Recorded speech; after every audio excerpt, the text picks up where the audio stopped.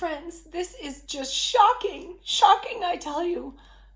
I've just finished this book, and it is nothing like the other stories about the three little pigs. It is from a totally different point of view. In the other stories, it's always the three little pigs, the poor little things. Have you ever thought that maybe there's another point of view?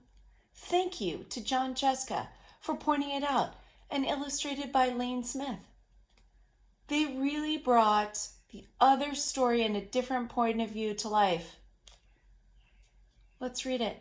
And I love how they set up the title as if it were breaking news. Front page story of the Daily Wolf, the true story of the three little pigs by A. Wolf. We're gonna have to check this out. Find out what happens. Here it is. The story, the true story of the three little pigs, as told by Jon Cheska and illustrated by Lane Smith.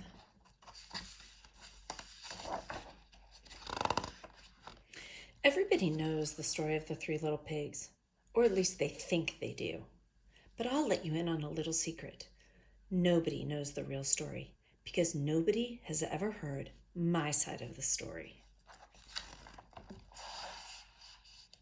I'm the wolf, Alexander T. Wolf. You can call me Al. I don't know how this whole big bad wolf thing got started, but it's all wrong. Maybe it's because of our diet. Hey, it's not my fault wolves eat cute little animals like bunnies and sheeps and pigs. It's just the way we are. If cheeseburgers were cute, folks would probably think you were big and bad too. But like I was saying, the whole big bad wolf thing is all wrong. The real story is about a sneeze and a cup of sugar. I like the diagram. Sneeze and B, sugar. This is the real story. Way back in Once Upon a Time, I was making a birthday cake for my dear old granny. I had a terrible sneezing cold. I ran out of sugar.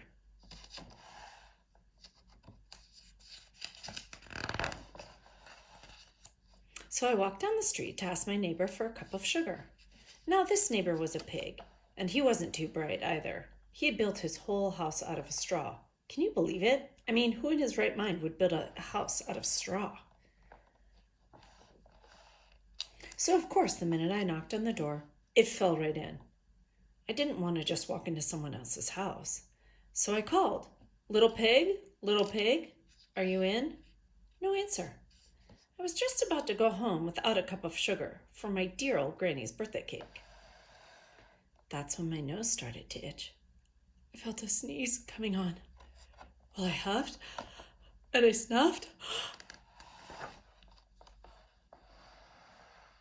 And I sneezed a great sneeze.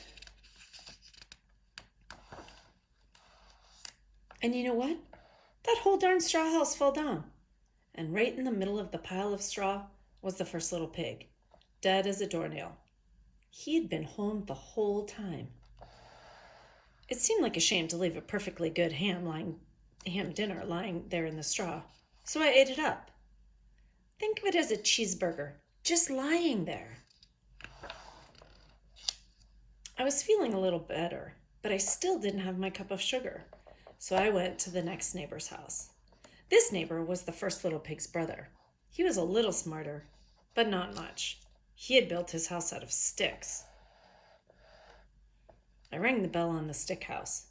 Nobody answered. I called, Mr. Pig, are you in? He yelled back, Go away, wolf, you can't come in. I'm shaving the hairs on my chinny chin. That's funny. I had just grabbed the doorknob when I felt another sneeze coming on. I huffed and I snuffed and I tried to cover my mouth, but I sneezed a great sneeze. And you're not going to believe it, but this guy's house fell down just like his brother's. When the dust cleared, there was the second little pig, dead as a doornail. Wolf's honor. Now, you know food will spoil if you just leave it out in the open. So I did the only thing there was to do. I had dinner again. Think of it as a second helping. I was getting awfully full, but my cold was feeling a little better, and I still didn't have that cup of sugar for my dear old Granny's birthday cake. So I went to the next house. This guy was the first and second little pig's brother. He must have been the brains of the family. He had built his house out of bricks. I knocked on the brick house. No answer. I called, Mr. Pig? Mr. Pig? Are you in? And do you know what that rude little porker answered? Get out of here, wolf! Don't bother me again! Well, that doesn't seem very nice. That is a good point. Talk about impolite. He probably had the whole sack full of sugar, and he wouldn't give me even one little cup for my dear, sweet old Granny's birthday cake. What a pig! I was just about to go home and maybe make a nice birthday cake. A birthday card instead of a cake. Those words trip me up. I'm sure they do too. When I felt my cold coming on, I huffed and I snuffed and I sneezed once again. Then the third little pig yelled, And your old granny can sit on a pin! Oh, that's not very nice. He looks mean. Now, I'm usually a pretty calm fellow, but when somebody talks about my granny like that, I go a little crazy. When the cops drove up, of course I was trying to break down the pig's door, and the whole time I was huffing and puffing and sneezing and making a real scene. Oh, there were reporters there too. The rest, as they say, is history. The bad wolf.